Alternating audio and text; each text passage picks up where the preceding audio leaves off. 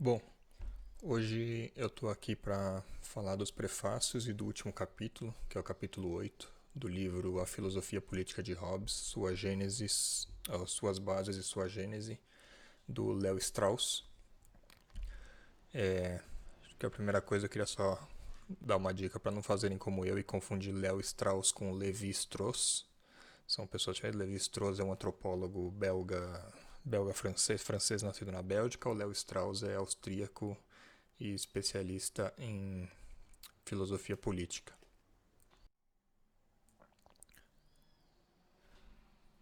Bom, eu vou falar dos dois prefácios que tem no livro, que é o prefácio à edição inglesa e o prefácio à edição americana, antes de entrar no último capítulo. Tem algumas coisas que ele diz no prefácio que já adiantam alguma coisa dos capítulos, eu vou comentar sobre isso. Então, bom, a primeira coisa do prefácio da edição inglesa, que eu acho muito legal quem faz isso, principalmente depois de ter lido o livro do professor Porta, do problema da filosofia a partir dos seus problemas, é que ele já dá logo de cara os dois objetivos que ele vai ter desse livro, né? Não os dois objetivos, mas pelo menos dois objetivos principais que ele vai ter com esse livro. Então, na página 25, para quem está com o PDF, dá para ir acompanhando aí, eu coloquei numeração de página sempre que tem citação.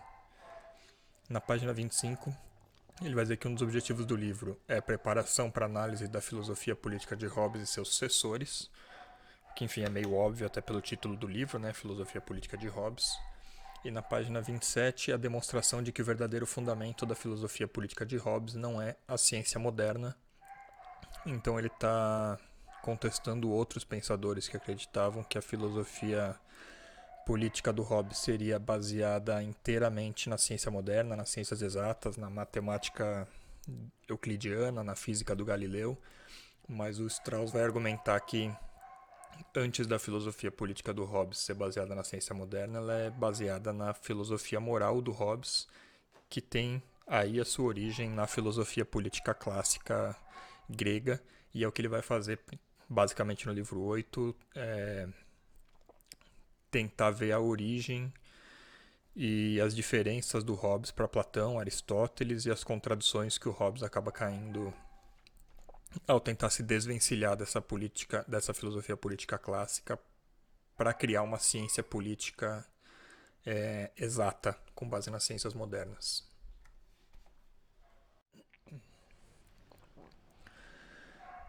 Bom, uma das coisas que ele mais vai falar no livro, inclusive que para ele, como a gente vai ver, é definidor da importância do Hobbes para a filosofia política moderna, é a diferença entre direito natural e lei natural, que a professora já comentou algumas vezes. Acho que espero que depois isso daqui esteja bem claro também qual a diferença.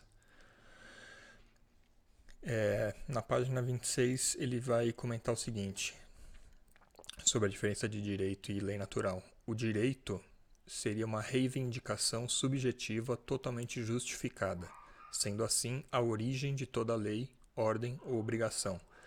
Portanto, o direito precederia qualquer lei, né? Então, mais especificamente no caso do Hobbes, o direito à vida, né? Qualquer lei posterior seria simplesmente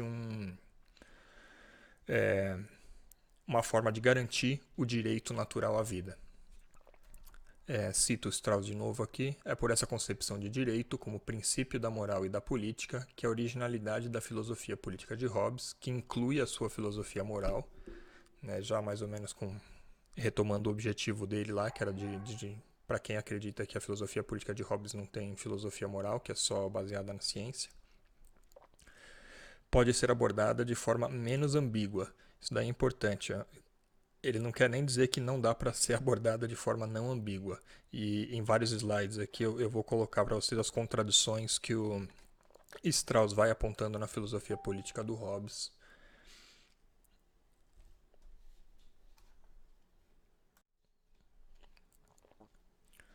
Um segundo ponto que ele vai levantar com relação à transição do Hobbes da filosofia política clássica para a filosofia política moderna é a transição da metafísica para as ciências naturais a partir da matemática euclidiana.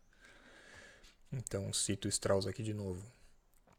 Como a filosofia moral e política tradicional estava até certo ponto baseada na metafísica tradicional, parecia necessário, quando a metafísica tradicional foi substituída pela ciência natural moderna, basear a nova filosofia moral e política na nova ciência.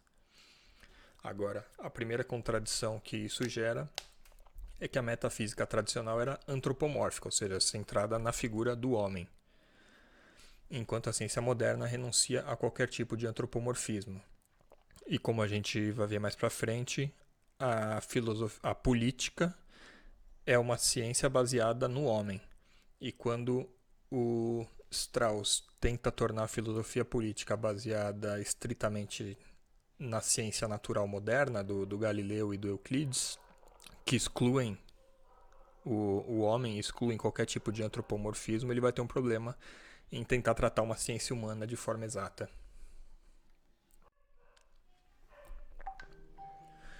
Uma outra contradição que o Strauss coloca ainda no prefácio à edição inglesa é a seguinte, aqui nas páginas 27 e 28, cito Strauss. No caso de Hobbes, a tentativa de basear a filosofia política na ciência moderna levou à consequência de que a diferença fundamental entre o direito natural e o apetite natural não pôde ser mantida de forma consistente. Porque, como a gente vai ver, o Hobbes nega que o homem seja movido pela razão, que ele seja movido pelos seus apetites, pelas suas vontades e pelas suas paixões, mais especificamente vaidade e medo, como a gente vai ver um pouco mais para frente. E isso seria contraditório com uma explicação da ciência moderna. Nenhum estudioso de Hobbes pode deixar de se impressionar com as inúmeras contradições que ocorrem em seus escritos. Então aqui ele já dá a letra para a gente que a gente vai ver contradições. Não tem como analisar toda a filosofia política de Hobbes sem cair em contradições. Mas o que o Leo Strauss vai tentar fazer é pelo menos esclarecer a origem dessas contradições para que fique um pouco mais claro.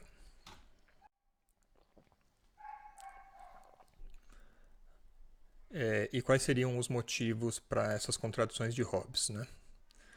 Como não tem à disposição um método adequado às exigências dessa visão da vida humana, que é a sua, Hobbes não tem escolha a não ser tomar emprestados métodos e concepções oferecidos tanto pela tradição filosófica quanto pela ciência moderna. E as concepções fornecidas pela ciência moderna não compartilham da natureza de uma visão da vida humana que tem origem em uma atitude moral. Né?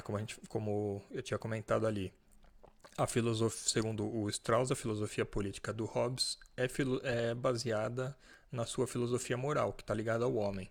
Então, quando ele tenta aplicar a ciência moderna à filosofia política e a ciência moderna não tem nenhuma vinculação às paixões humanas, ele acaba caindo numa contradição, porque se a filosofia política dele é baseada no homem,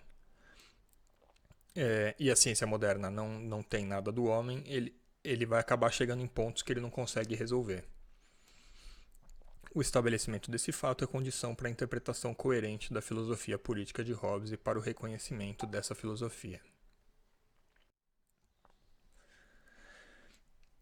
E se a ciência moderna não é a fonte da filosofia política de Hobbes, qual seria a verdadeira fonte dessa filosofia política? Diz o Strauss. É preciso antes mostrar que o verdadeiro fundamento da sua filosofia política não é a ciência moderna. A verdadeira fonte seria a visão de Hobbes da vida humana. Como a gente disse, a filosofia moral. Essa visão tem sua origem não tanto em uma preocupação erudita ou científica, mas na experiência real de como os homens se comportam na vida cotidiana e na conversação pública.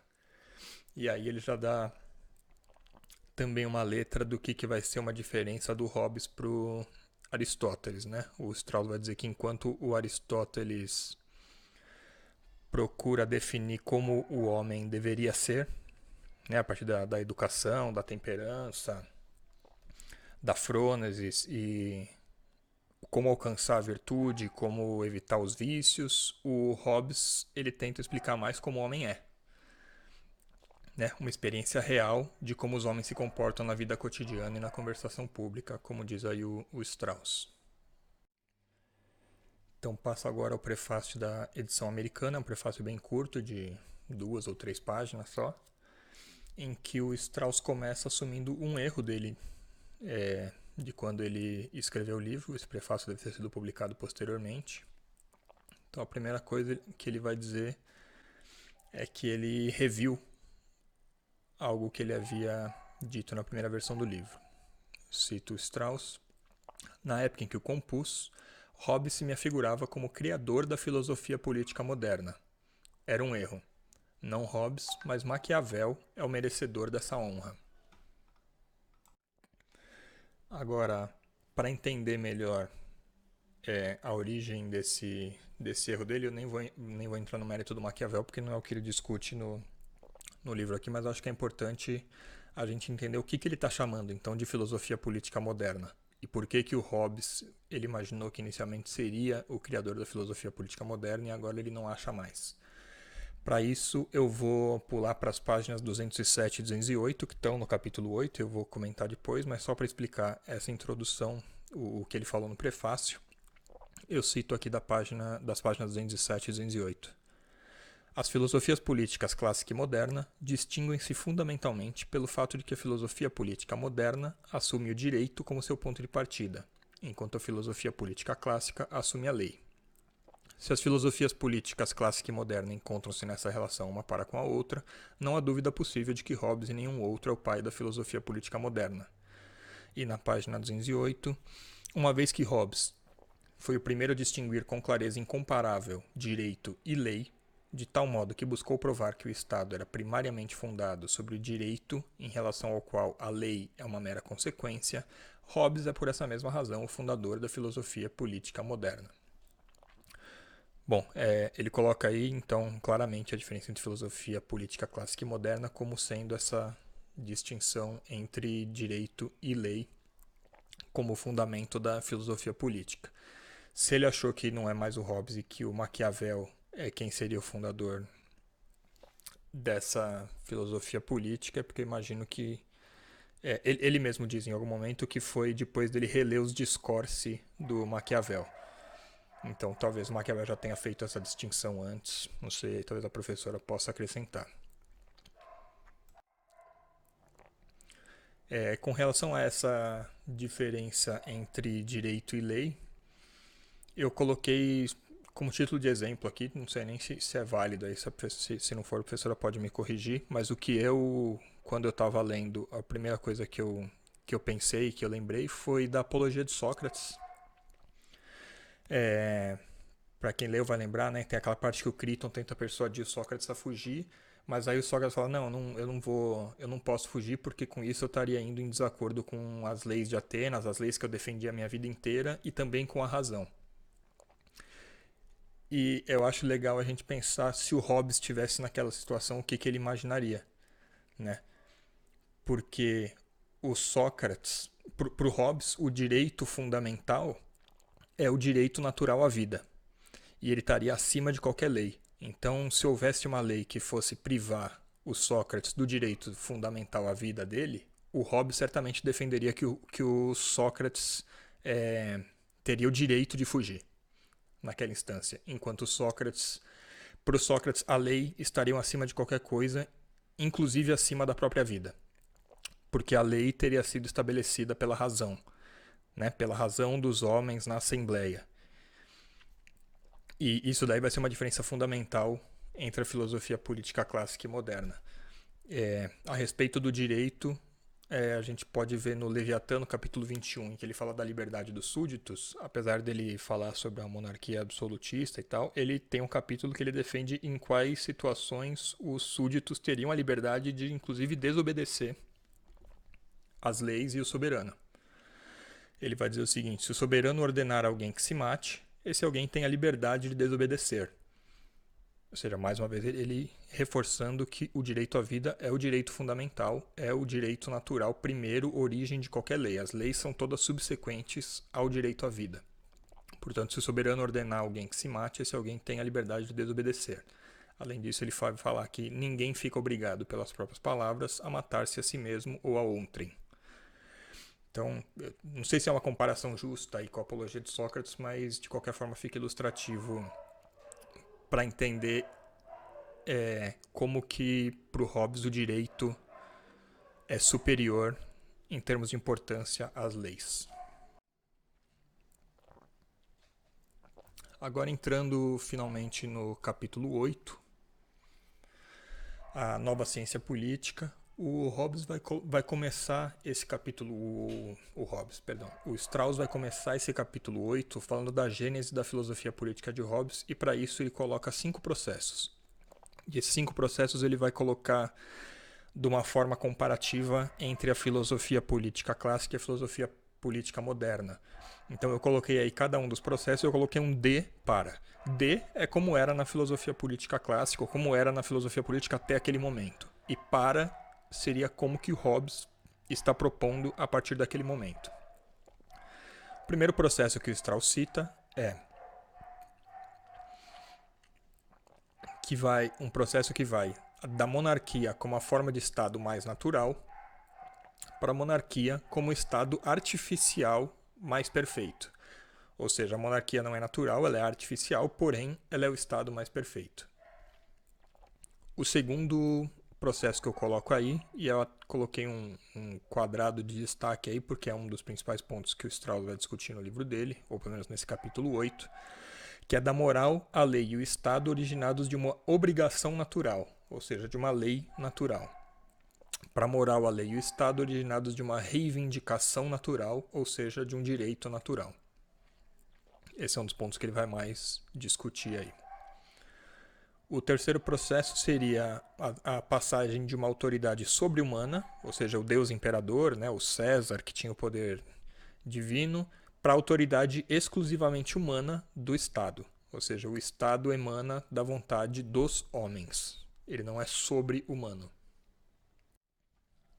O quarto processo que ele vai colocar de inovação do Hobbes para a filosofia política, né, da gênese da filosofia política do Hobbes, é que ela passa de estudar estados passados, como, por exemplo, a gente vai lembrar lá na política do Aristóteles, né, ele tem aquele capítulo grande que ele vai estudando cada cidade-estado grega, como que era a forma do seu estado, então como que era na Lacedemônia, como era em Atenas, como era em Creta, como era em Esparta. E aí o Strauss não fala exatamente, mas eu lembrei do Maquiavel também no Príncipe, né? Ele vai pegando várias cidades italianas e analisando como que é a forma do Estado em cada uma delas para uma construção livre de estados futuros. Então, nisso daí, o Strauss vai dizer que o Hobbes está mais próximo do Platão do que do Aristóteles. Porque se a gente for lembrar na República, a República não está tanto analisando um estado passado, mas sim imaginando como seria um estado futuro, um estado ideal. A gente vai falar um pouco mais sobre isso mais para frente, mas dá para guardar isso daí também, que seria um retorno do Hobbes a Platão. Essa ideia de construção de estados futuros e não tanto da análise de estados passados. E o último ponto que eu deixo como destaque aí também, porque vai ser crucial para a filosofia política do Hobbes, é uma passagem da honra como princípio. E aí, em honra, né, a gente vai lembrar dos gregos, daquela questão do reconhecimento público, de aquisição da virtude, da imortalidade da alma, para o medo da morte como princípio. Isso vai ser uma diferença fundamental também aí para o Hobbes.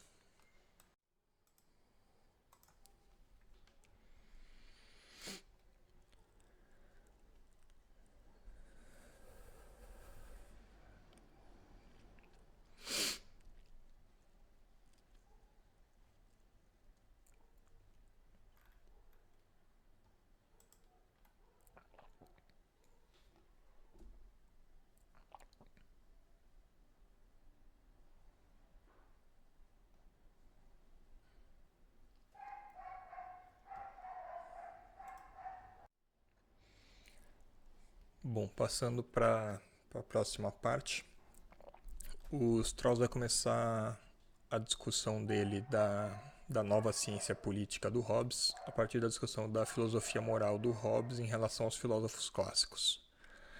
Para ele, a atitude moral é o que dirige o processo da filosofia política desde o início. Então, cito ele aqui na página 182. Essa atitude moral é, assim, não apenas objetivamente anterior ao argumento e à apresentação da sua filosofia política, ambos os quais, aí se referindo ao argumento e à apresentação, ambos os quais sofreram influência da matemática e das ciências exatas, como a gente vai ver mais para frente, como ela também precede, ou seja, a atitude moral também precede, no desenvolvimento de Hobbes, a preocupação com as ciências exatas. Ou seja, Hobbes se preocupou antes com a atitude moral e com a filosofia moral do que com as ciências exatas. E como ele trouxe essa bagagem da filosofia moral e tentou incorporar ciências exatas, é que ele acaba caindo em algumas contradições. Cito Strauss novamente. Ele investiga não tanto a essência da virtude e do vício, quanto o método de obter a virtude e evitar o vício. O problema da aplicação torna-se o problema central na medida em que se pressupõe que a razão é, em princípio, impotente. E aqui eu acho que cabe o comentário da comparação com o Aristóteles, que o Strauss vai elaborar um pouco mais para frente, sobre essa questão da razão ser, em princípio, impotente. Para o Hobbes, em relação ao Aristóteles, o Aristóteles achava que a finalidade do homem era a felicidade. E para alcançar a felicidade, o homem tinha que obter virtudes. Ou a virtude, né? A virtude é o que levaria o homem à felicidade. O Hobbes difere do Aristóteles porque ele acredita que a felicidade é efêmera e os desejos são efêmeros. E, portanto, a felicidade não pode ser a finalidade do homem, uma vez que os desejos do homem variam conforme o vento, né? Vamos dizer, o desejo de hoje não vai ser o desejo de amanhã e o homem vai vivendo a sua felicidade a partir da realização desses desejos efêmeros que vão mudando conforme a experiência sensorial dele até, né? Então, os desejos são relativos, eles não são absolutos. Portanto, a felicidade não poderia ser a finalidade do homem. E qual seria a finalidade do homem para o Hobbes? A sobrevivência. Por isso, ele substitui a razão e a felicidade como força motriz da vida do homem pelo medo da morte como força motriz do homem. O homem vive para evitar a morte. A felicidade é uma consequência da realização de desejos temporários e efêmeros. Agora, esses desejos que vão movendo o homem no seu cotidiano, eles não são controlados pela razão do homem. Ninguém deseja ter fome, ou ninguém deseja amar alguém. Ninguém consegue controlar racionalmente o desejo de comida ou o desejo de amar alguém, por exemplo. Os desejos acontecem. A razão só entra no momento posterior, quando o homem vai tentar realizar esses desejos. Portanto, o homem não seria movido pela razão. Por isso que ele está falando aqui o problema central na medida em que se pressupõe que a razão é, em princípio, impotente. Ou seja, o desejo aparece na mente humana sem o controle racional do homem. O desejo simplesmente acontece. A razão pode controlar a realização ou não desse desejo. Portanto, o Hobbes, ao contrário do Aristóteles, ele não vai se focar tanto em como o homem deve ser, em como na educação, na aquisição dos vícios, ou na aquisição das virtudes e em evitar os vícios. Porque muita coisa disso não vai estar dentro do controle do homem.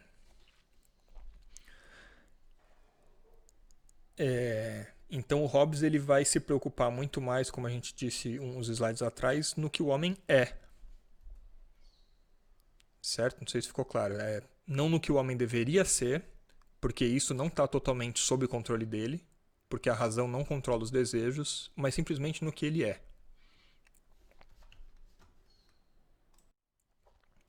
Não sei se ficou claro Acho que eu fiquei meio prolixo aqui, mas eu vou falar mais disso mais pra frente também, talvez fique mais claro nos próximos slides.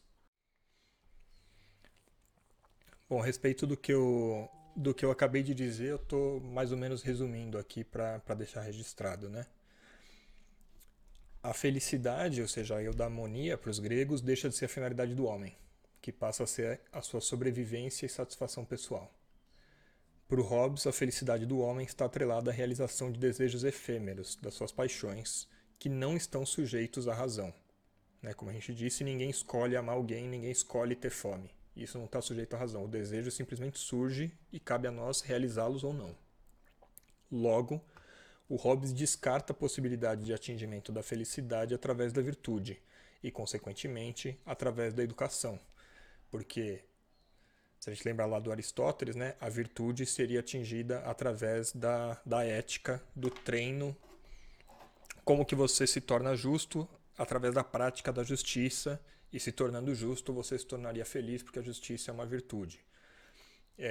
O Hobbes vai descartar tudo isso daí com base nessa premissa de que a felicidade não é mais a causa final do homem.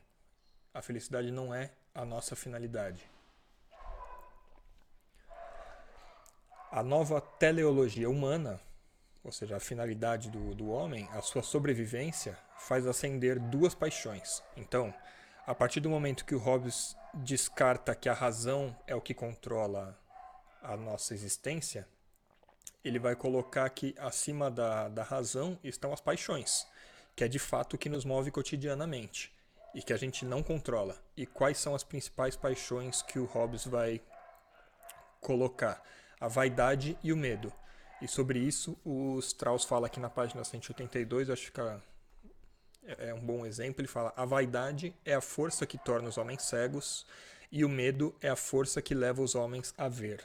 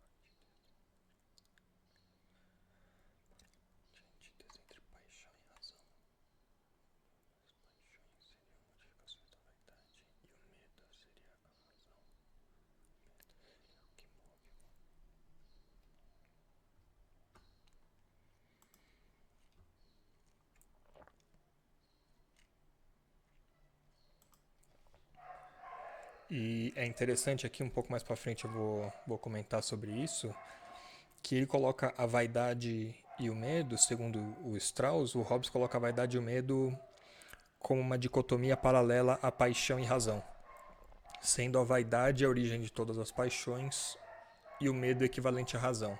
É o que vai mover o homem. A gente vai ver isso um pouco mais para frente. Bom, agora nas páginas 183 e 184, o Strauss vai falar um pouco sobre a influência da retórica do Aristóteles na filosofia política do Hobbes. Vai dizer que o Hobbes se interessou mais pelas paixões humanas do que o Aristóteles, com ênfase particular nas paixões desencaminhantes, ou seja, aquelas paixões que devem ser condenadas. E na página 184 ele vai dar uma explicação sobre a análise das próximas páginas. Né? Então agora ele vai entrar numa parte que ele vai fazer uma comparação direta do Hobbes com Aristóteles e posteriormente do Hobbes com Platão e do Platão com Aristóteles também. Ele vai dizer que sobre as próximas páginas que a gente vai ver, ele vai buscar estabelecer o quanto a filosofia política do Hobbes deve para a matemática e o quanto ela permaneceu vinculada ao método da retórica do Aristóteles. E sendo uma das principais mudanças em relação ao Aristóteles, o que a gente já falou, de que a vida seria o maior bem, e, portanto, o medo da morte sendo a força que move os homens, isso para o Hobbes, né? Para o Hobbes, a vida é o maior bem e o medo da morte é o que move os homens, enquanto para o Aristóteles, a felicidade seria o maior bem. E, portanto, a razão para chegar nessa felicidade é o que moveria o homem. Então, o Hobbes teve mais interesse pelas partes humanas que Aristóteles, com ênfase particular. Com relação à preponderância do medo sobre a felicidade, o Strauss tem uma parte interessante aqui na virada da página 184 para 185, ele vai dizer o seguinte: Hobbes declara que a reaquisição de um bem perdido é melhor que a posse não perturbada desse bem, pois a memória de que aquele bem já esteve ameaçado é a condição de uma sadia estimação dele, bem como o terror diante da morte revela o valor do viver. Em outras palavras, ele está dizendo aquela máxima popular de que você só dá valor quando você perde. Né? Então ele acha que a partir do momento que você perdeu um bem, você vai lembrar da sensação de que foi perder aquele bem e passar a dar valor para ele. Então, quando você readquire esse bem que você perdeu, você sempre vai ter no fundo da sua consciência, do seu inconsciente, da sua memória, aquele medo de perder aquele bem. Você vai estar valorizando ele mais do que se você nunca tivesse perdido. E para ele, isso se aplica diante da vida. Agora, para a vida, obviamente, a gente não pode perder a vida para depois dar valor a ela. Mas a gente pode a gente pode enfrentar o terror diante da morte mesmo sem morrer. Então, para ele, essa constante ameaça aumentaria o nosso reconhecimento do valor da vida. Uma coisa muito louca mesmo.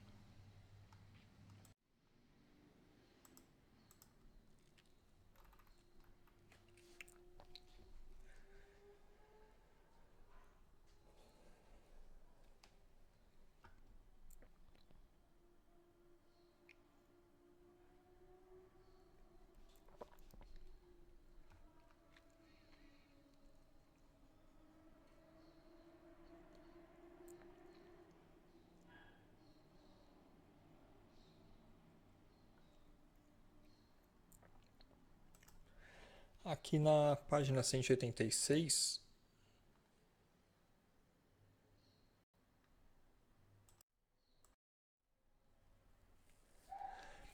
então o Strauss vai falar sobre o que eu tinha mencionado do Hobbes privilegiar os prazeres efêmeros, tendo em vista que o homem não pode alcançar uma felicidade absoluta.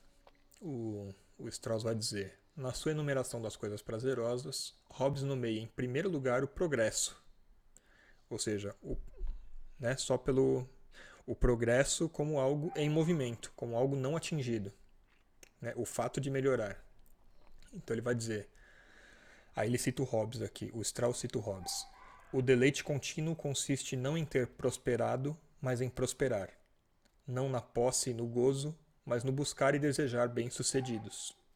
Então, por isso, como eu já disse, a felicidade não pode ser a causa final do homem, porque a felicidade seria algo absoluto e, portanto, inatingível, segundo o Hobbes. Por isso, ele valoriza mais os prazeres de você alcançar enquanto você está fazendo alguma coisa, não em alcançar a felicidade em si. E aí, em contraste, o Strauss vai dizer para Aristóteles, para Platão e para Epicuro, o maior prazer é o prazer desprovido de qualquer tintura de dor, o prazer mais puro. E aí, como a gente já viu para o Hobbes, na verdade, o Hobbes acha que readquirir um bem é maior do que ter a posse contínua desse bem. Portanto, um prazer com alguma dor seria melhor do que um prazer sem nenhuma dor, porque ele a gente daria mais valor a esse prazer se a gente temesse perdê-lo.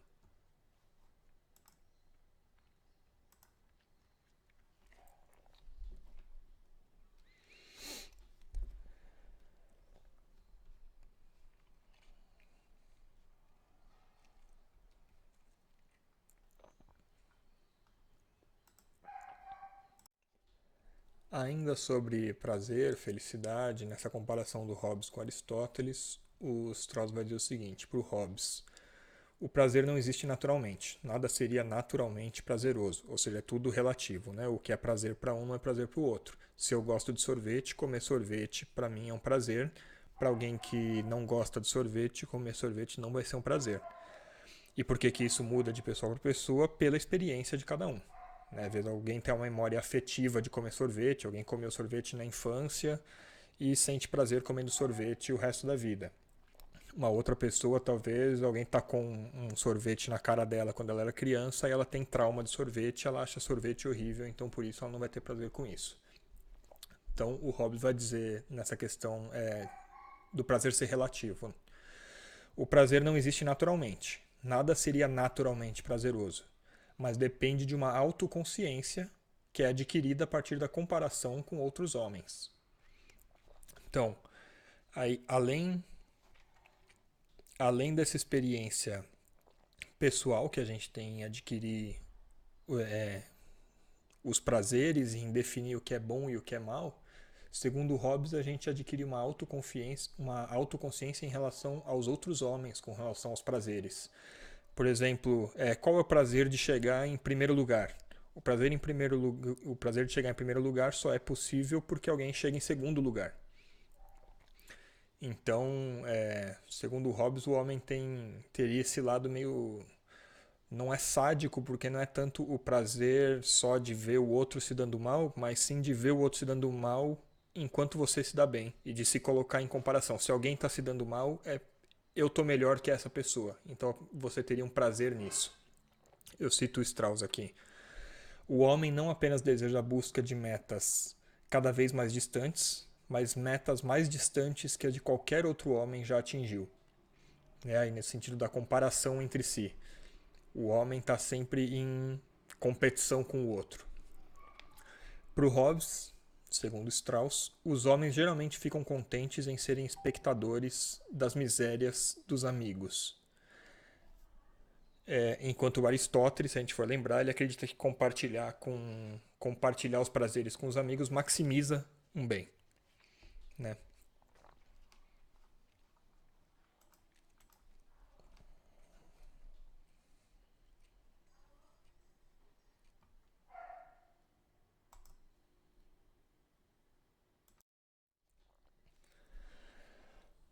Bom, dito isso sobre essa comparação do Hobbes com Aristóteles, o Strauss vai começar a falar agora da virada do Hobbes para as ciências exatas, a partir da página 188.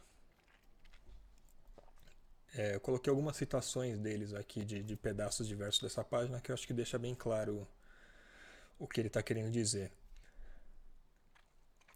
Então, assim, o Hobbes, ele desejava que a filosofia política dele fosse a ciência o mais exata possível e independente da opinião. Ele achava que seria possível, aí contraditoriamente, né? Uma filosofia sobre a política, ou seja, que tem uma base humana e que, portanto, não é racional. Ele desejava que essa filosofia política fosse o mais racional possível e que fosse independente de qualquer opinião. Então, não teria mais certo e errado, não seria relativo o Estado. Simplesmente seria assim porque é assim a partir do direito natural do homem à vida.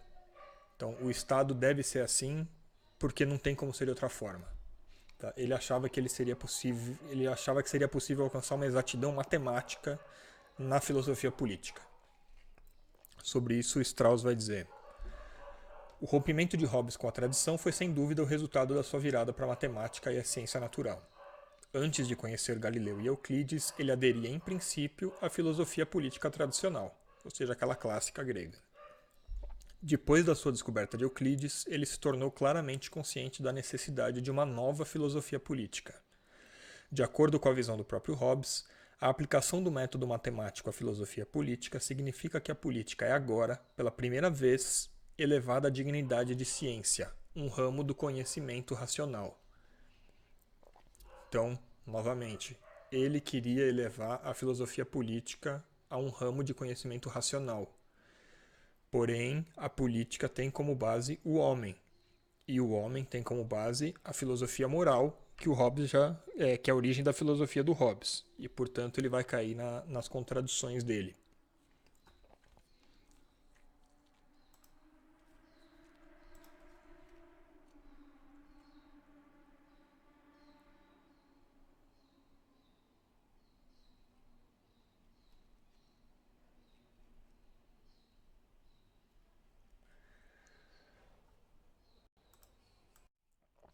Então, a respeito dessa contradição, o Strauss vai falar, né? Se o homem é a base da política e o Hobbes acredita que os homens sejam guiados por desejos irracionais, né? Se a gente não controla os desejos que a gente tem, é contraditório esperar estabelecer fundamentos racionais e exatos para uma filosofia política. E aí eu cito o Strauss na página 189. A filosofia política deve ser tão exata e precisa quanto a ciência das linhas e das figuras. Isso para o Hobbes. Mas qual a contradição? A matemática exata e desapaixonada é indiferente às paixões, de fato. Já a filosofia política exata e desapaixonada encontra-se em conflito com as paixões, porque a base da política são os homens, e os homens são movidos pelas paixões. O próprio Hobbes reconhece isso. E também dessas paixões derivam as opiniões de cada homem. Ou seja, se eu tive um trauma com sorvete na minha infância, eu vou ter uma opinião X acerca de um sorvete. Enquanto que alguém que teve um prazer com sorvete na infância, comendo com a família, sei lá o que, vai ter uma opinião Y com relação aos sorvetes. Né? Então, das paixões derivam as opiniões também. Então, quando o Hobbes vai tentar fazer uma ciência totalmente livre de opiniões, mas baseada nas paixões humanas, baseada no ser humano, que é em si baseado em paixões, ele vai cair em contradição.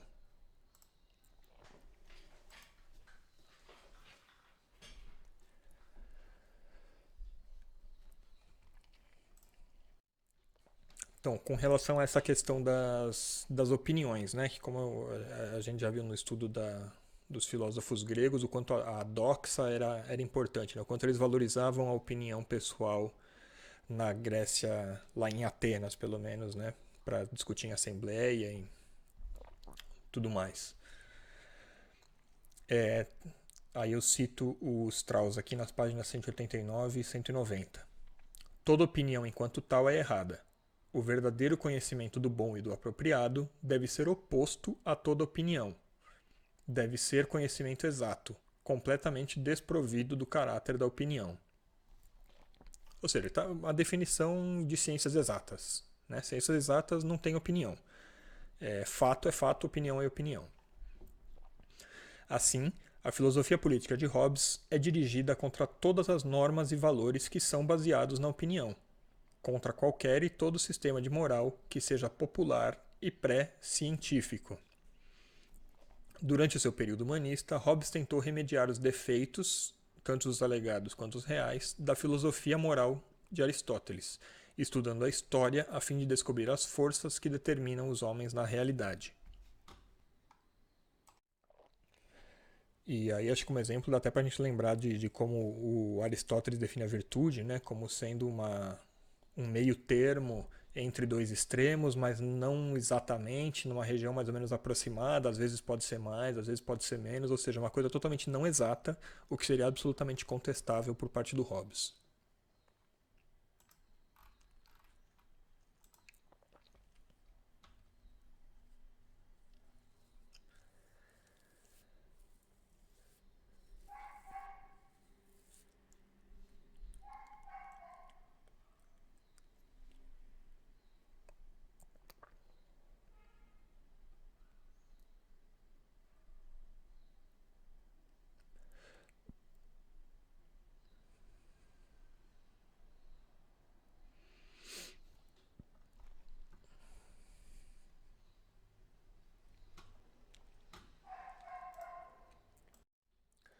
Bom, e é aí que o Hobbes, segundo Strauss, vai ter um movimento de retorno a Platão. Como eu tinha mencionado já na questão da definição do Estado, né, de tentar definir um Estado futuro e não estudar um Estado passado, mais próximo da República do Platão, também seria um movimento do Hobbes de retorno a Platão. mas também com relação à definição exata das paixões e das virtudes, o Strauss acredita que o Hobbes esteja num movimento de retorno a Platão. Se a gente for lembrar, o Aristóteles, em Rompimento com Platão, ele propõe uma filosofia política baseada em conceitos relativos do justo, do bom e do belo. Isso o Strauss diz no livro, né? Então, conceitos relativos, como eu disse, a justa medida, né? Que não seria alguma coisa exata, justamente porque ele não considerava que era possível definir exatamente esses conceitos, né? Enquanto Platão ficava lá tentando definir o que é justiça, o que é o bom, o que é o belo, o Aristóteles procurava atingir as virtudes do justo, do bom e do belo através da prática e chegar no meio termo, ainda que não fosse possível chegar exatamente ali, ele achava que seria possível chegar o mais perto possível. Aqui eu cito Strauss. Quando Hobbes, estimulado pela matemática, exige uma filosofia política exata e paradoxal, ele está se distanciando de Aristóteles e voltando para Platão. A virada para Euclides, ou seja, para a matemática, deve ser caracterizada a princípio como um retorno a Platão. O Hobbes viria inclusive a designar o Platão como o melhor dos filósofos antigos, em certo momento, embora antes disso ele tivesse feito esse mesmo elogio ao Aristóteles no prefácio da tradução dele de Tucídides para o inglês. Então você vê que o próprio Hobbes teve realmente uma virada, né, de considerar o Aristóteles como um filósofo mais adequado, provavelmente quando o Hobbes estava na fase da filosofia moral dele, para depois na fase da filosofia política ele considerar o Platão como o melhor filósofo. Sobre esse relativismo do bom e do mal, o Strauss vai dizer o seguinte: a ética de Aristóteles é guiada pela definição da virtude e do vício, pelo que é elogiado e censurado, isso é, pelo que é chamado de bom e mal, ou seja, relativo, né? Mas os homens, em cada caso, chamam bom ou mal o que lhes parece bom ou mal, porque desejam ou têm aversão a ele. Então, retomo o meu exemplo do sorvete aqui.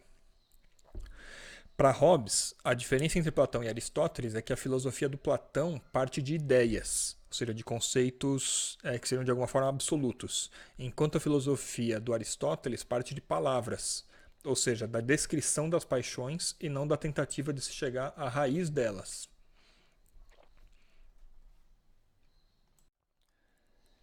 E, finalmente, a última coisa que o Strauss vai dizer na página 192 é com relação àquele processo número 4 que a gente mencionou lá no início, da comparação de uma análise de um estado dos estados passados, pelo Aristóteles, para a elevação de uma análise dos estados futuros. Ele vai dizer que enquanto Aristóteles reduz a prática das repúblicas gregas a regras, né, como a gente viu na República, Platão tem a possibilidade de elaborar uma filosofia política que evita a falácia de concluir o que deve ser a partir do que é ou foi.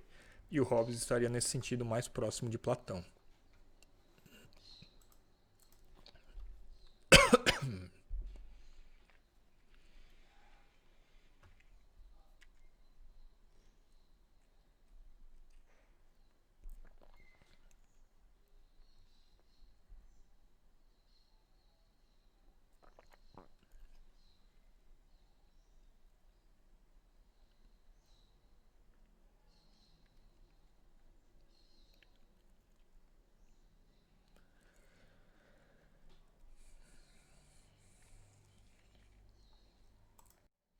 Então, aqui, resumidamente, o Hobbes caracterizaria a filosofia política clássica da seguinte forma: para o Platão, ela seria baseada em ideias, em noções absolutas e exatas, enquanto para Aristóteles seria baseada em palavras, em opiniões e no relativismo do bom e do mal. Para o Hobbes, por tentar se desvencilhar das palavras e chegar a definições absolutas, o Platão seria o criador da exigência de uma ciência política exata. Segundo Strauss, o Hobbes faz uma análise preconceituosa ou rasa sobre a filosofia política clássica de Platão e Aristóteles. O Strauss deixa isso bem claro, que o Hobbes não teria se aprofundado demais na filosofia do Platão e do Aristóteles e talvez não tivesse entendido totalmente. Fazendo essa separação entre o Platão como ideias e o Aristóteles como palavras. Segundo Strauss, cito aqui na página 193, é precisamente Platão que originalmente busca refúgio no discurso, e nisso Aristóteles era apenas o seu discípulo e sucessor. Mais um pouco mais para frente, na página 196, o Strauss vai dizer também que quando Hobbes diz que Platão filosofa não com palavras, mas com ideias, ele não compreende totalmente Platão. E isso teria sido desastroso para sua filosofia.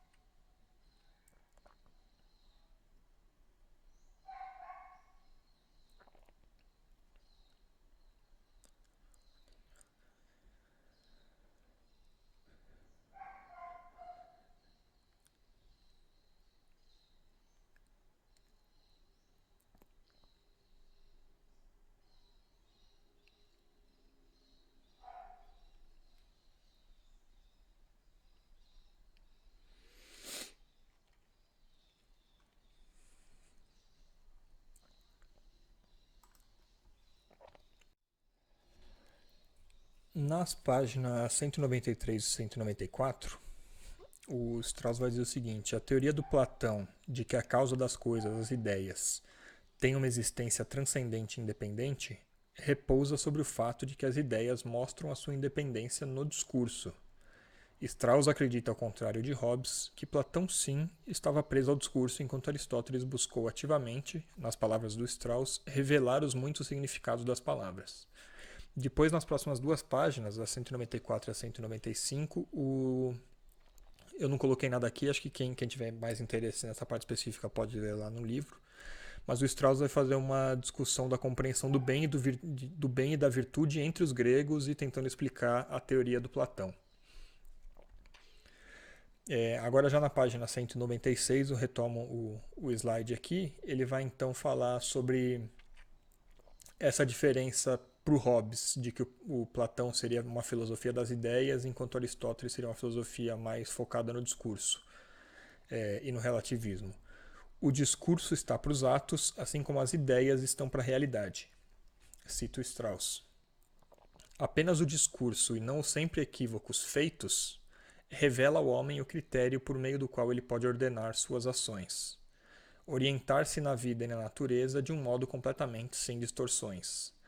Essa é a razão para a fuga de Platão para o discurso e para a teoria correspondente da transcendência das ideias. Apenas por meio do discurso o homem conhece a transcendência da virtude. Ou seja, o que o Strauss está dizendo é que, ao contrário do que o Hobbes imaginava, de que o Platão estaria apegado a ideias, enquanto Aristóteles estaria apegado a palavras e ao discurso, o Strauss vai dizer que é justamente o contrário. Ele vai dizer que o Platão está... As ideias para o Platão estão justamente apegadas ao discurso porque elas não podem ser aplicadas à realidade, aos atos. Porque, como ele diz aqui, né, os sempre equívocos feitos. O que a gente faz, a ética, a prática, aí como enfatizava o Aristóteles, é sempre imperfeita.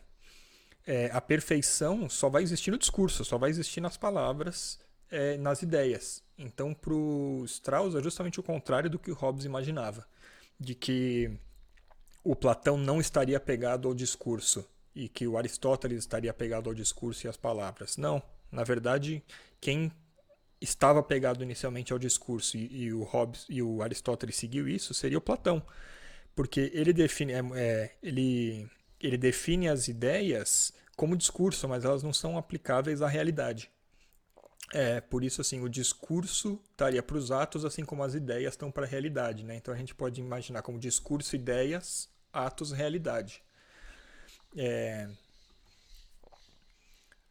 Pelo que eu entendi, é mais ou menos isso. Se alguém entender alguma coisa diferente, por favor, fica à vontade.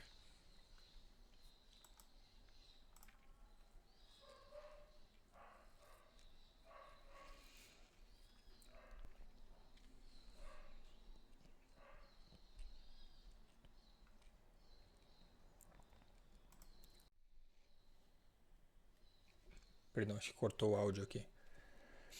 Então, tem umas 10, 12 páginas aqui que parece mais filosofia grega que filosofia política moderna. Então, mas enfim, estou seguindo a ordem do livro do Strauss aqui. A partir da página 197, ele vai fazer essa discussão sobre virtude verdadeira e pseudo-virtude. O que ele está chamando de virtude verdadeira e pseudo-virtude? A virtude verdadeira é o resultado de uma purificação e conversão da alma. Né? É a história do Platão, né? do filósofo alcançar a verdade absoluta. Essa seria a virtude verdadeira. É, em essência, sabedoria e, portanto, é derivada da razão. Ou seja, o conhecimento, o filósofo conhece a verdade e, a partir daí, ele adquire a virtude verdadeira. Ele adquire a justiça, ele adquire o bem. E o que seria a pseudo-virtude? Aqui que o Strauss está colocando. O objetivo da pseudo-virtude não é a virtude em si, mas a aparência de virtude, a reputação da virtude e a honra resultante dessa reputação. E aí fica bem claro quando a gente pensa na justiça. Né? A pseudo-virtude seria o injusto que se passa por justo e fica com a reputação de justo, embora ele seja injusto. Essa seria uma pseudo-virtude, porque o objetivo não é a virtude em si. Ele não quer ser justo, ele só quer a aparência de justo. Ele quer a reputação do justo e ele quer a honra que o justo recebe dessa reputação, embora ele não seja justo em si. Enquanto a virtude verdadeira seria fruto do conhecimento, da razão e da aquisição, nesse exemplo, da justiça em si e como finalidade.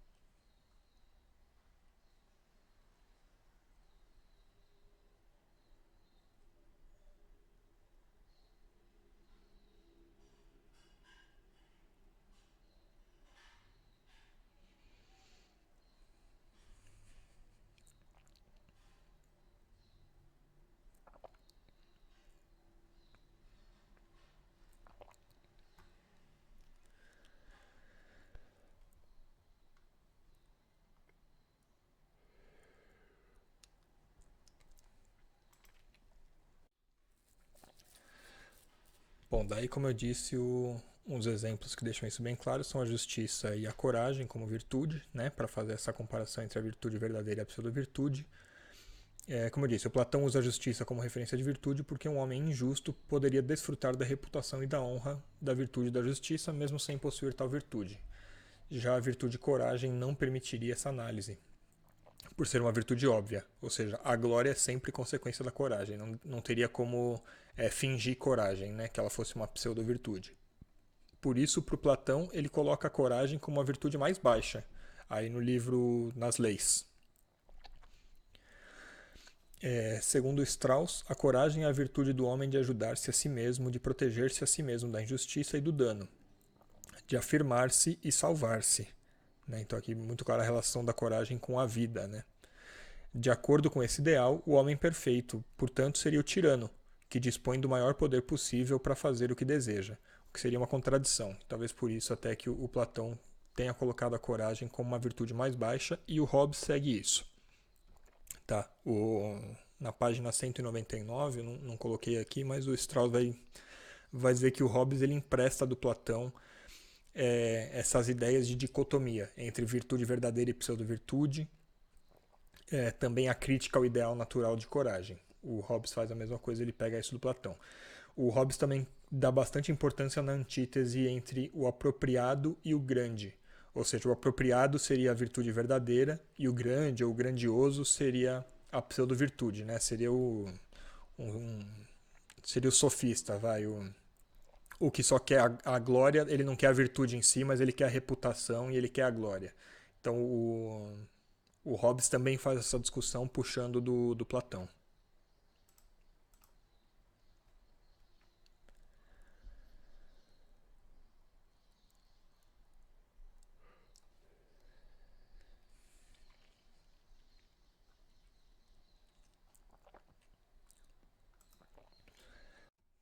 Agora, sobre essas dicotomias e essas antíteses que que o Hobbes emprestou do Platão, né, de contrastar duas coisas, ele colocou, ele deu especial atenção para as paixões vaidade e medo. Então, o Strauss, nas páginas 200 e 201, vai dizer o seguinte: o que a filosofia política de Hobbes deve ao platonismo é, portanto, o seu caráter antitético, ou seja, esse contraste de antíteses, né? A concepção da antítese entre verdade e aparência, entre apropriado e grande, entre razão e paixão. Essa seria uma grande influência do Platão no Hobbes, né? Ficar fazendo esse jogo de contrastes, de antíteses. Como resultado da sua virada para Platão e depois para Estoa, aí quando ele fala o Strauss usa sempre Estoa para se referir aos estoicos, né? Ele veio a conceber essa antítese entre vaidade e medo como antítese entre paixão e razão. Ele interpreta todas as paixões como modificações da vaidade e identifica o medo com a razão. Isso como já tinha mencionado lá atrás. Agora, por que isso seria uma contradição? Mais uma vez, a contradição em Hobbes, né? O Strauss vai dizer: por mais resoluta que seja a exigência hobbesiana de uma filosofia política completamente desapaixonada e puramente racional, ele deseja ao mesmo tempo que a norma a ser estabelecida pela razão esteja de acordo com as paixões, o que obviamente vai ser impossível, uma vez que ele acredita que as paixões não são governadas pela razão. Então é aquela contradição fundamental que eu falei várias vezes já. A filosofia política tem como base a filosofia moral, tem como base o homem.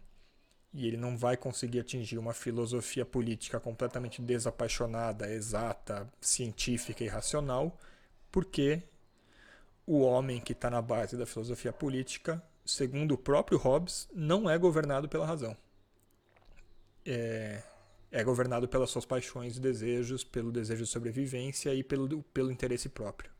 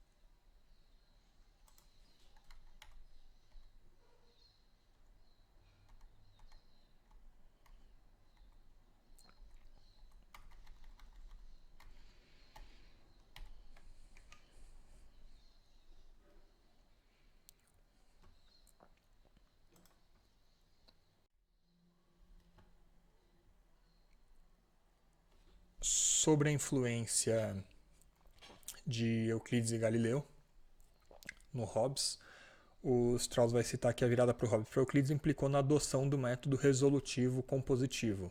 E o que seria esse método resolutivo compositivo?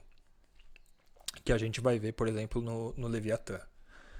De acordo com esse método, o objeto dado de investigação é primeiro analisado, decomposto nas suas razões, para depois ser reconstituído por meio de uma dedução completamente transparente. Então, no Leviatã, o que a gente vai ver? O objeto de investigação, que é o Estado, é primeiro analisado, decomposto nas suas razões. Então, por que o Estado existe?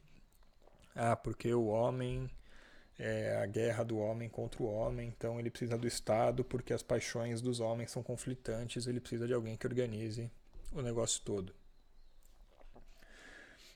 E a partir daí, a partir da base, então, o homem está na base do Estado, tá? E o que está na base do homem? Aí ele vai tentar determinar a natureza do homem, o direito à vida, as paixões do homem.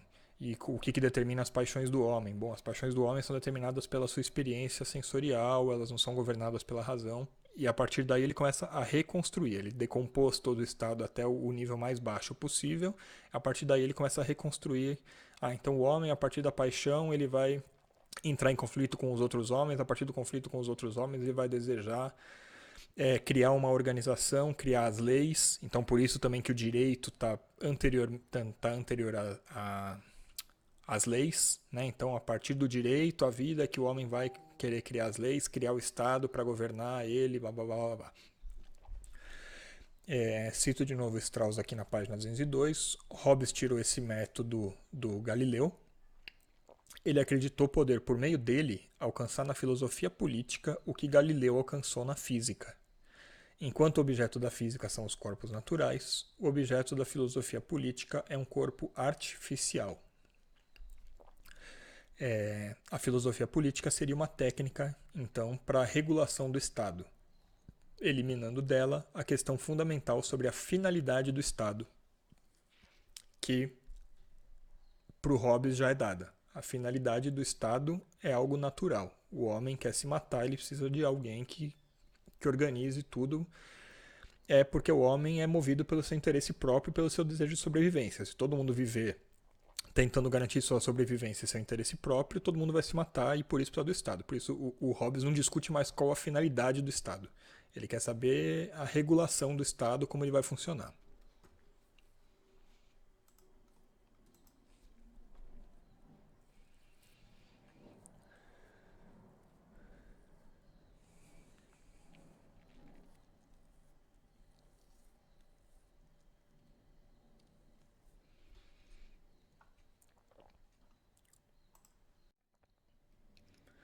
Bom, e aqui ele vai colocar então qual a consequência da aplicação desse método resolutivo compositivo ao Estado. Mais ou menos o que eu já comentei no slide anterior.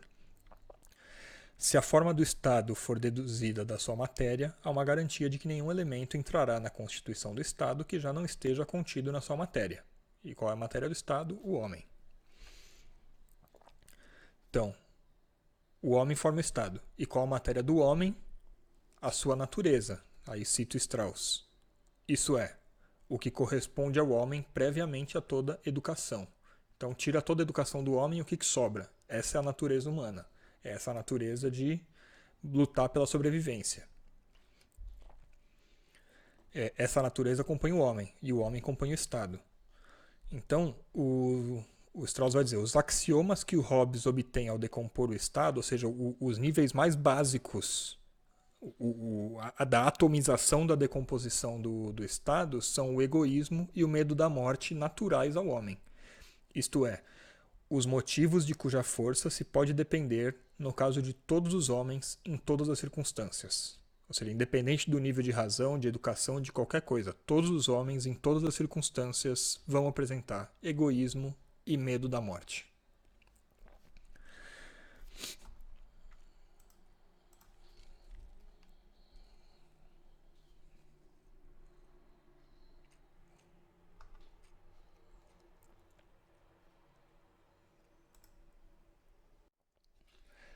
Bom, sobre a finalidade do Estado e a sua origem, a finalidade, como eu já comentei, cito Strauss aqui, o fim do Estado é para Hobbes algo óbvio, a paz. É óbvio porque, bom, se a natureza humana é se matar, é óbvio que eu preciso de alguma coisa para encontrar a paz entre os homens. E o Estado vai ser essa coisa. Esse ser artificial que o homem cria, né? Vale dizer, ainda segundo Strauss aqui, a paz a qualquer preço. A pressuposição de fundo é que a morte, e mais especificamente a morte violenta, é o mal primeiro e supremo. É isso que vai mover o homem. Então o Hobbes explica a existência do Estado a partir dos princípios da natureza humana. O amor próprio sem limites de um lado e o medo da morte violenta do outro. Portanto, o estado correto deve ser deduzido a partir destes princípios, desses axiomas que a gente mencionou anteriormente, né, do egoísmo e do medo da morte. Desse impulso natural do homem pela preservação da sua vida, Hobbes tira um direito natural à vida. E aqui que a gente vai começar a discutir a questão do direito natural, que eu já falei bastante, mas talvez fique ainda mais claro agora. Bom, com relação há três aspectos fundamentais da filosofia do Hobbes, segundo Strauss: direito natural, lei natural e soberania. Que os três vão estar ligados de alguma forma. Cito Strauss: na página 205, muitos autores acreditam que Hobbes pressuponha esse direito natural, quando na verdade ele está justificando a existência desse direito natural, como pode ser visto em Do Cidadão, o livro dele, o Do Cidadão, no capítulo 1, artigo 7º. Aí aqui no livro da Filosofia Política de Hobbes, quem está com o PDF aí, ele só coloca essa anotação. Mas aí eu fui no livro do Cidadão e trouxe a Cidadão do Cidadão para cá para facilitar. Então, sobre o direito natural, o que o Hobbes vai falar lá no Do Cidadão? Não é absurdo nem contraria a razão que alguém use de todo o seu esforço para preservar e defender seu corpo e membros da morte e dos sofrimentos. Ora, aquilo que não contraria a reta razão é o que todos os homens reconhecem ser praticado com justiça e direito. Pois, pela palavra direito, nada mais se significa do que aquela liberdade que todo homem possui para utilizar suas faculdades naturais em conformidade com a razão reta. Por conseguinte, a primeira fundação do direito natural consiste em que todo homem, na medida de suas forças, se empenhe em proteger sua vida e membros. Então, esse seria o direito natural, o direito à vida, o direito de empenhar todas as suas forças para proteger sua vida e os seus membros.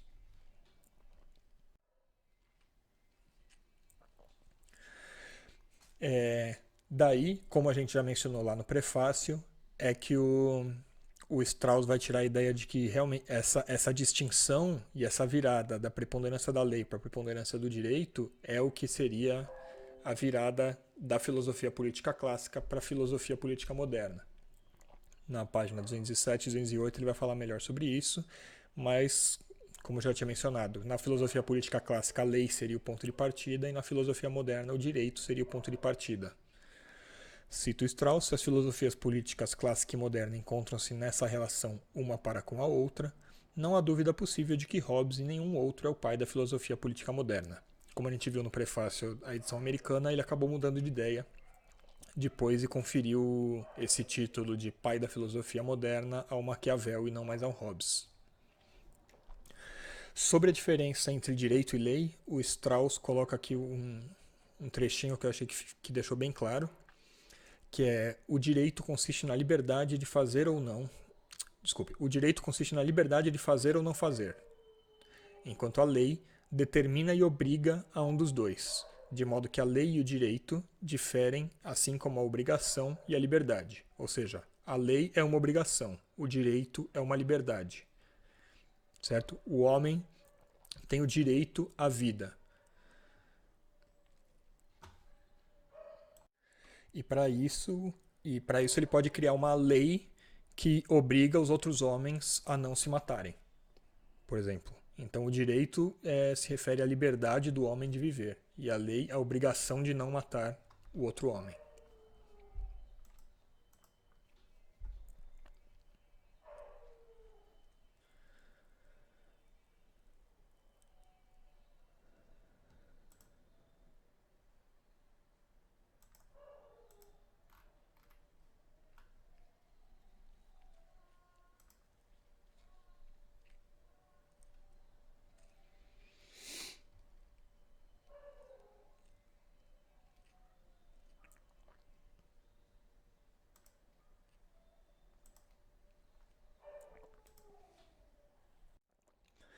E aqui, com relação à soberania, o Strauss vai dizer que o Hobbes também teria sido o primeiro autor a dar plena importância para a ideia de soberania e vê que essa ideia está na raiz de toda a teoria do Estado. Essas duas inovações, a diferenciação entre lei e direito e o reconhecimento da ideia de soberania, estão estritamente relacionadas. Nos próximos slides vai falar um pouco mais sobre o problema da soberania. Então, qual seria o problema da soberania? O problema é quem deve governar. O que, se a gente lembrar lá para a filosofia política clássica, era muito claro. É quem tivesse mais razão. Né? Então, cito Strauss. Na filosofia política clássica, a pergunta quem deve governar era respondida por a lei, com o seguinte argumento: o racional deve governar o irracional, e a lei é fruto da razão. Portanto, os velhos governam os jovens, o homem governa a mulher, o senhor governa o escravo. Portanto, a lei deve governar todos os homens, já que a lei é a expressão máxima da razão dos homens. O problema da soberania surge apenas quando o direito de governar da parte da razão e das pessoas sensatas é colocado em questão. A primeira dúvida é se o simples fato de um homem ser mais racional justificaria o seu governo. Admitindo que existam homens que, em virtude da razão, são superiores aos outros, esses outros se submeteriam a eles apenas com base nisso e os obedeceriam? Eles reconheceriam a sua superioridade? Outro ponto que o Strauss coloca. Por natureza, todos os homens são igualmente razoáveis. Ou seja, todo mundo tem o mesmo nível de razão. E a educação e mais estudos não aumentariam essa razão, porque elas poderiam apenas confirmar observações errôneas. Então isso colocaria em xeque a questão de quem for mais racional dever governar. Por isso que há também o rompimento do Hobbes com a racionalidade, né? Como a gente já disse. Tendo em vista que a razão é essencialmente impotente, aí eu tenho uma citação do Strauss, o que está entre colchetes é o meu comentário, tá?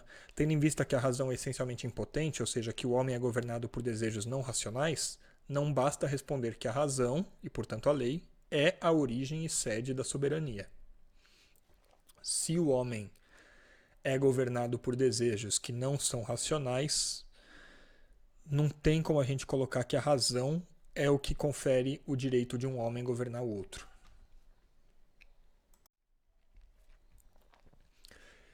E é daí que há um rompimento do Hobbes com o racionalismo platônico com relação ao problema da soberania. No racionalismo platônico, o Strauss vai dizer: a posição do racionalismo clássico, de que apenas a razão justifica o domínio, encontrou sua expressão mais radical na declaração de Platão de que a única condição necessária e adequada para a felicidade do Estado é que os filósofos sejam reis e os reis filósofos, ou seja, que a razão prevalecesse. Pela mesma causa que tornou necessária a substituição da razão pelo poder soberano, pelo fato de a razão ser impotente, a lei da natureza racional também perde a sua dignidade, dando lugar ao direito de natureza, que está com efeito de acordo com a razão, mas que é ditado não pela razão, mas pelo medo da morte, né? Ou seja, por uma paixão. O rompimento com o racionalismo é, assim, pressuposição decisiva do conceito de soberania. Tal rompimento é pressuposto fundamental da filosofia política moderna em geral.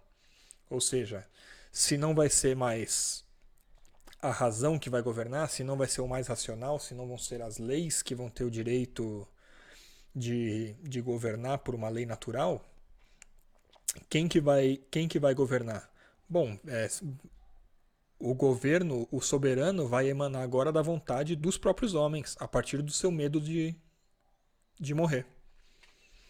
Então, a partir do medo de morrer, os homens criam o Estado e colocam o soberano que for mais adequado para garantir a paz desse Estado, para garantir que todos eles possam sobreviver e gozar de alguma liberdade.